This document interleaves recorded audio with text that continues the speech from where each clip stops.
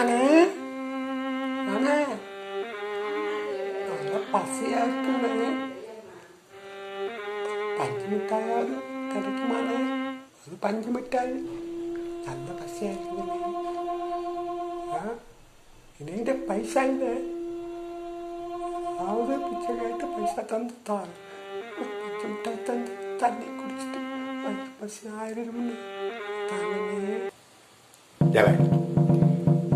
நான் உனக்கு அண்ணன், நீ எனக்கு தம்பியா?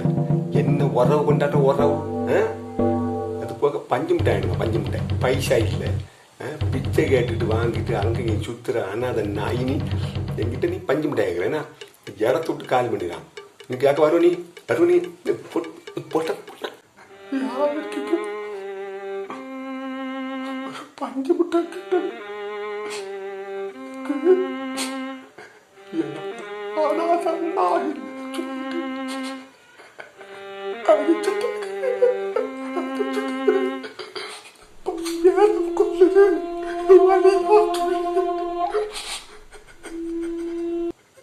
தம்பி அழாதுப்பா, அழாது.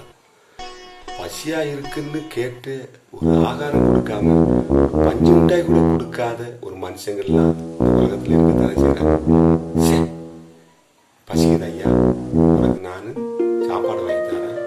நீ யாருக்கிட்ட போய் கேட்காத, நீ எங்கிட்ட கேளு. நீ யாருக்கிட்ட கேட்டாலும் தருவாங்கன்னு சொல்லுவாங்க.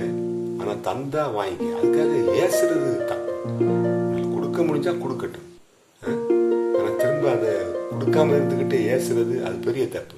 தம்பி நீ அங்க போய் கேட்காத ஐயா, நான் உனக்கு தரேன். பசி ஆத்துறதுக்கு சாப்பாடு வாங்கி தரேன். சாப்பிட்டுட்டு நீ ஒரு வாரம்